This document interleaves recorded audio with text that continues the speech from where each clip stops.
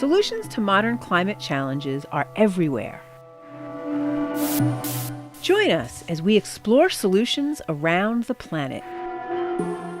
Our first series of episodes tells the story of the 2009 Climate Solutions Road Tour.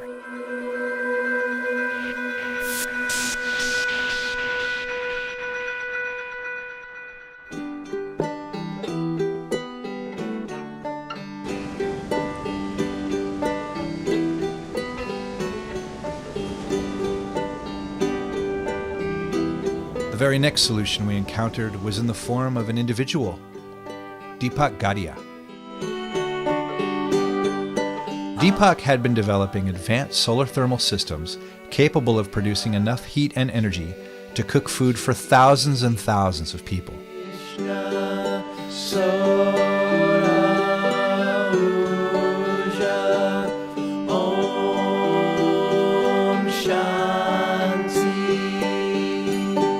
DEEPAK explained to us that his passions and motivations for developing these sustainable, renewable energy systems had come through the advocacy and insistence of his late wife, Dr. Shirin Gadhia.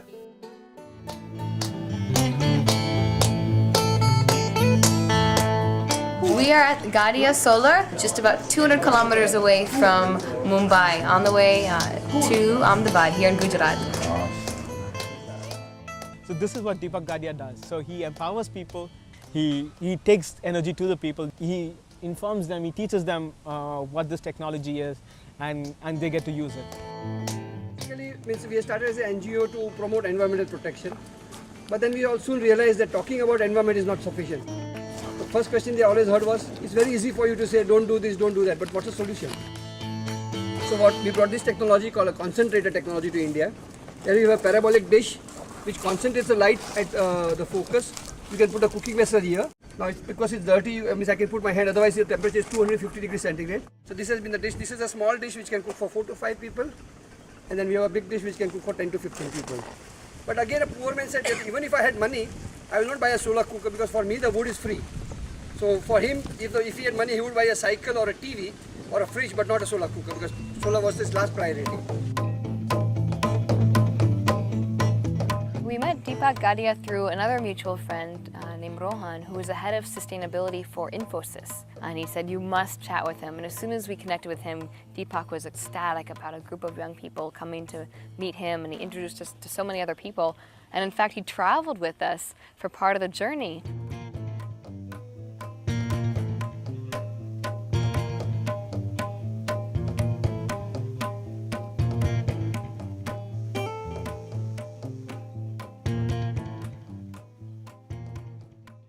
So what you see here is a dish which is reflecting light in the kitchen, and when the cooking is taking in comfort of the solar kitchen.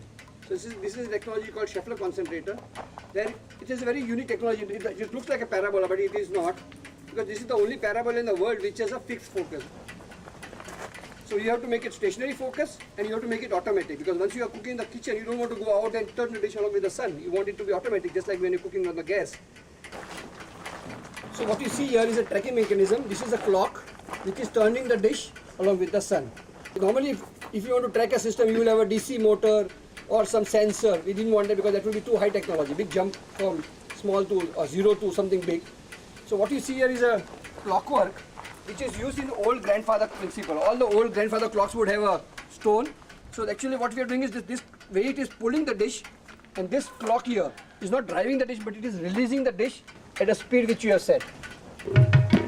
It's an education tool, because with solar cooker now you can teach a student physics, you can teach him mathematics, you can teach him chemistry, you can teach him social engineering, you can teach him environmental science.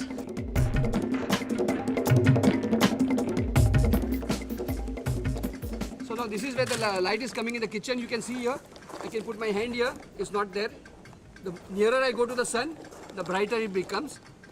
And here, you just can't even put your hand, because this is where the concentration is taking place. And I always challenge with people that if you are able to put your hands for 5 minutes in the fire, I will give you $500. But then I also tell them that don't forget, maybe after 5 minutes you don't have your hand to take the $500 because it will be a pointer. And you can see that how it works.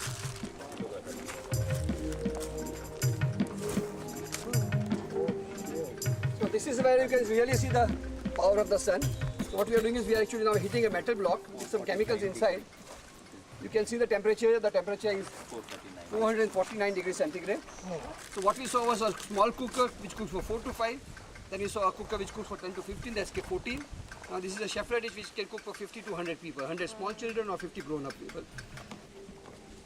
I think it was pretty remarkable to hear how he's able to feed, thousands of people per day with just the solar cooking. It's remarkable. Now, there are 2 dishes instead of 1. So this one dish is the height, and the other, which we call it the standing dish. And there's another dish there, which is the low-lying dish. In the focus, we put a heat exchanger. So instead of cooking vessel, it's a heat exchanger where water comes in. It's nothing but a tank. And then the water from the pipe above, which is the header pipe, comes into it. The temperature in the focus is 500 degrees centigrade. The water starts boiling, becomes steam, and gets accumulated on the upper part of the header pipe. DEEPAK Gadhia has been working on this technology quite a bit. I think this is one of the most beautiful technologies in renewable energy right now.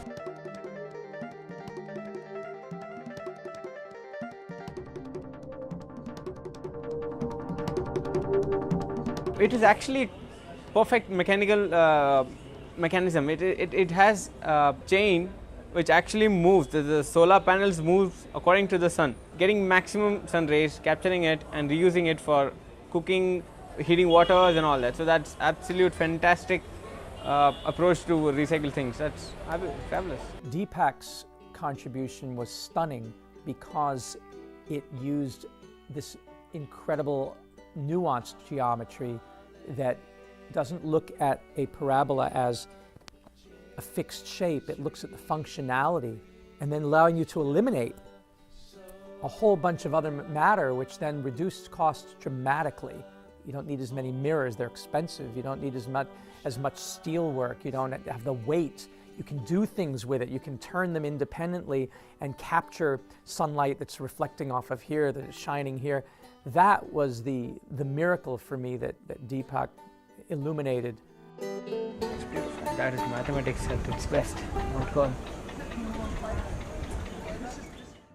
I always tell my friends that India is one of the few countries or language where there is no word like good morning. Because we know that every day is going to be good morning. We know that tomorrow morning, we have got books we call Panchang. For 500 years we have predicted when the sunrise will be, sunset will be. The best thing about that is when they made it themselves, they know how to monitor it and take care of it. Suppose it dies down, they know what to do because they made it.